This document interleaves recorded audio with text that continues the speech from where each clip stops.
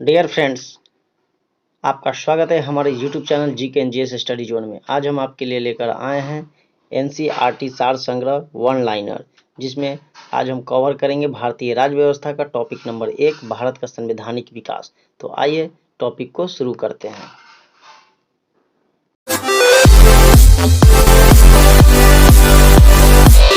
शुरू करते हैं भारतीय राज्य व्यवस्था में। टॉपिक नंबर 1 है भारत का संवैधानिक विकास। इसमें काफ़ी ही एग्जाम के दृष्टिकोण से काफ़ी महत्वपूर्ण क्वेश्चन है, जो अक्सर एग्जाम में पूछे जाते हैं। इसी को आज इस वीडियो में कवर करेंगे हम लोग। तो देखते हैं पॉइंट टू पॉइंट। पॉइंट है, रेगुलेटिंग एक्ट जो है 1773 द्वारा सर्वोच्च न्यायालय की स्थापना कहाँ किया गया था? इसका सही आंसर है कलकत्ता में किया गया था। रेगुलेटिंग एक्ट 1773 द्वारा सर्वोच्च न्यायालय की स्थापना कलकत्ता में 1774 में किया गया था। दोस्तों, यह फैक्ट है कि जो रेगुलेटिंग एक्ट जो था 1773 के द्वारा 74 में किया गया था। एक्ट लाया था 73 में और 74 में सर्वोच्च न्यायालय की स्थापना किया गया था कलकत्ता में। चलते नेक्स्ट देखते हैं। भारतीयों को भारत के प्रशासन में भाग लेने का अधिकार किस अधिनियम के द्वारा हुआ था? इस अधिनियम था चार्टर एक्ट 1833 के द्वारा किया गया था। भारतीय विधान परिषद को बजट पर बहस करने का शक्ति किस अधिनियम के द्वारा प्राप्त हुआ था? तो भारत परिषद अधिनियम 1892 के तहत भारतीय विधान परिषद को बजट पर बहस करने की शक्ति मिल गया था। चलते हैं नेक्स्ट पर। नेक्स्ट पॉइंट है, केंद्रीय विधानमंडल सर्वप्रथम किस अधिनियम के द्वारा द्विसदनीय बना दिया गया था?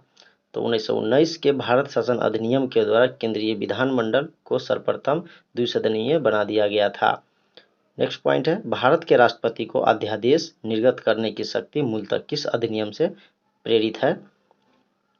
भारत शासन अधिनियम 1935 से।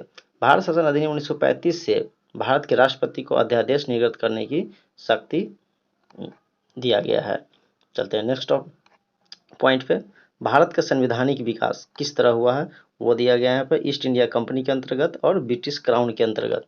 रेगुलेटिंग ईस्ट इंडिया कंपनी के अंतर्गत रेगुलेटिंग एक्ट 1773 आया। ब्रिटिश इंडिया एक्ट 1784 आया। उसके बाद चार्टर एक्ट 1793 आया। उसके बाद फिर चार्टर एक्ट 1813 आया। फिर चार्टर एक्ट 1833 आया। फिर चार्टर एक्ट 1853 आया। इस तरह ईस्ट इंडिया कंपनी के अंतर्गत भारत के संवैधानिक विकास हुआ। और ब्रिटिश क्राउन के अंतर्गत भारत शासन अधिनियम 1858 आया। उसके बाद भारत परिषद अधिनियम 1861 आया। फिर उसके बाद भारत परिषद अधिनियम 1892 आया। भारत परिषद अधिनियम 1909 आया। उसके बाद भारत शासन अधिनियम 1919 आया। फिर भारत शासन अधिनियम 1935 आया। भारतीय स्वतंत्रता अधिनियम 1947 आया। उसके बाद हमारा देश आज़ाद हो चुका था। उसके बाद कोई अधिनियम नहीं लाया गया, नहीं ईस्ट इंडिया कंपनी के अंतर्गत और न ही ब्रिटिश क्राउन के अंतर्गत। चलते हैं नेक्स्ट पॉइंट देखते हैं।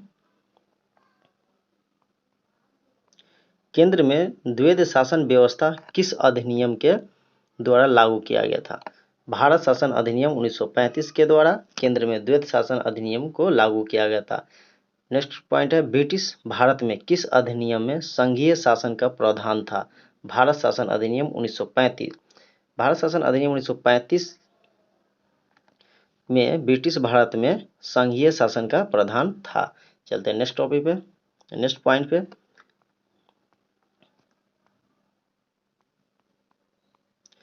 पॉइंट है, अखिल भारतीय संघ स्थापित करने का प्रावधान किस अधिनियम में किया गया था? भारत शासन अधिनियम 1935 में। अखिल भारतीय संघ स्थापित करने का प्रावधान जो है भारत शासन अधिनियम 1935 में किया गया था। नेक्स्ट पॉइंट है, भारत के संविधान में केंद्र और राज्यों के मध्य किया गया शक्तियों का विभाजन भारत सरकार अधिनियम 1935 के आधार पर किया गया था। नेक्स्ट पॉइंट है, एक निर्वाचित संविधान सभा द्वारा भारत के संविधान का निर्माण करने का प्रस्ताव किसके द्वारा किया गया था? क्रिप्स मिशन के द्वारा किया गया था। निर्वाचन संविधान सभा द्वारा क्रिप्स मिशन के द्वारा संविधान का निर्माण करने का प्रस्ताव किया गया था। चलते हैं नेक्स्ट पॉइंट पर। भारतीय संविधान सभा का गठन किसके अंतर्गत किया गया था? तो भारतीय संविधान सभा का गठन जो है कैबिनेट मिशन 1946 के अंतर्गत किया गया था। नेक्स्ट पॉइंट है, कैबिनेट मिशन द्वारा प्रस्तुत योजना के अनुसार संविधान सभा में प्रांतों से प्रतिनिधियों का निर्वाचन किस अनुपात में था? यह 10 लाख की जनसंख्या पर एक सदस्य को चुनना था। 10 लाख की जनसंख्या पर एक सदस्य को चुनना था। कैबिनेट मिशन द्वारा प्रस्तुत योजना के अनुसार जो था संविधान सभा में प्रांतों के प्रतिनिधित्व का निर्वाचन जो है प्रत्येक 10 लाख की जनसंख्या पर एक सदस्य को चुन कर भेजना था। यहाँ से चलते हैं नेक्स्ट पॉइंट पे। पॉइंट है भारतीय संविधान का निर्माण करने वाली संविधान सभा के सदस्यों का चुनाव किसके द्वारा किया गया था? तो विभिन्न प्रांतों के विधान सभाओं के द्वारा। इसका सही आंसर हो जाएगा विभिन्न प्रांतों के विधानसभाओं के द्वारा भारतीय संविधान का निर्माण करने वाली संविधान सभा के सदस्यों को चुनाव करके किया गया था। चलते हैं नेक्स्ट पॉइंट पे। अंतरिम सरकार जो है वर्ष 1946 में जो अंतरिम सरकार बनी थी उसमें सदस्य को कौन कौन सा धारिता विभाग दिया गया था उसका अवलोकन करते हैं क्रम से। सदस्य था जवाहरलाल नेहरू। जवाहरलाल नेहरू को उस समय राष्ट्रमंडल संबंध तथा विदेशी मामले की देखरेख करने के लिए इसको दिया गया था। सरदार वल्लभ भाई पटेल को गृह सूचना एवं प्रसारण विभाग दिया गया था। डॉक्टर राजेंद्र प्रसाद को खाद्य एवं कृषि दिया गया था। डॉक्टर राजेंद्र प्रसाद को खाद्य एवं कृषि दिया गया था। जॉन मथाई को उद्योग एवं नागरिक आपूर्ति मंत्री बनाया गया था। जगजीवन राम को श्रम विभाग दिया गया था। सरदार वल्लभ भाई पटेल को रक्षा मंत्री बनाया गया था और लियाकत अली खान को वित्त मंत्री बनाया गया था और वित्त के देखरेख के लिए लियाकत अली को चुना गया था। सी राजगोपालाचारी को शिक्षा एवं कला मंत्री बनाया गया था। और एक पॉइंट है भारत शासन अधिनियम 1919 की समीक्षा करने के लिए वर्ष 1927 में साइमन कमीशन का गठन किया गया था और भारत भेजा गया था। 1928 में साइमन कमीशन भारत आया था। चलते हैं नेक्स्ट टॉपिक पे।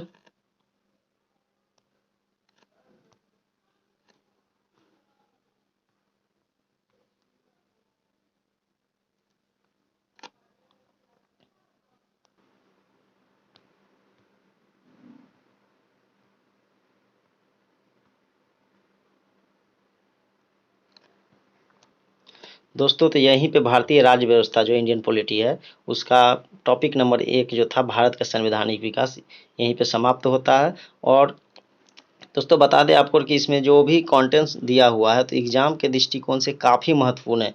जो क्वेश्चन एग्जाम में हम लोग से नहीं बन पाते वो क्वेश्चन यहाँ पे एकदम इकट्ठा दिया गया है। तो इस वीडियो के माध्यम से या क्वेश्चन को अच्छे से अध्ययन करेंगे तो दोस्तों मैं आशा करता हूं कि आपको ये वीडियो अच्छा लगा होगा। अगर वीडियो अच्छा लगा तो लाइक करें, शेयर करें, कमेंट करें। अगर आप हमारे चैनल पर नए हैं तो चैनल को सब्सक्राइब करें, साथ ही बेल आइकन को दबा दें ताकि आगे आने वाली वीडियो का नोटिफिकेशन आपको मिलता रहे। Thank you so much.